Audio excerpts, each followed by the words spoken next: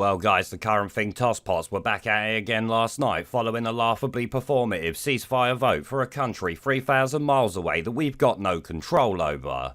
He's got less brains than you, Lenny. Yep, and this was summed up before the protest last night in a comment on my previous video by FredBlogs919. He said, living in the UK at the moment is like having a load of people you don't know turn up at your house and barge their way in, eat all the food, trash the place and then just sit there refusing to leave whilst yelling at you to tidy up their mess. Then the doorbell rings and they let in a load more of their mates. This, when I see it, I had to pin because he took the words right out of my bloody mouth, though he missed the part where the police kick your door in if you object to it, which I was pointed at below it. This, it must be said, makes them look like cockroaches, and yesterday we had some of them marching around London over an issue 3,000 miles away. That naturally ended in some of them breaking off and climbing monuments, with the police standing there like limp dicks with no Viagra, unwilling to stop them. You're one big floppy cock. Look at you. This is obviously that two-tier policing that we see last weekend when it comes to Brits remembering the war dead, and being the Met Police, they doubled down on it because when responding to people calling them out over it, they claim there's no law against climbing on monuments.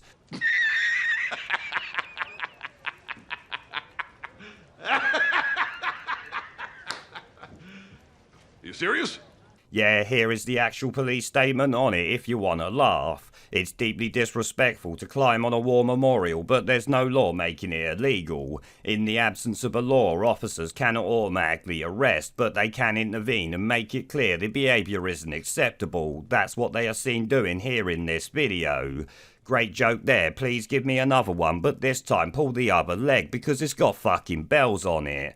Of course, history tells us a different story, with Greenpeace activists arrested for this in 2016, and the basic fact that at the very least it's a public order offence.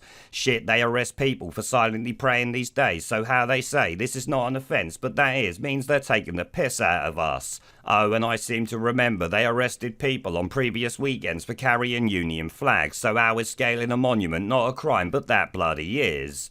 This to me at best shows their two-tier policing, and at worst it suggests the police are so terrified of diverse protests that they'll make shit up to justify them letting it happen. Either that or Sadiq Khan's given them orders to let this go on. I'll let you decide which one you think it is. Pandemic.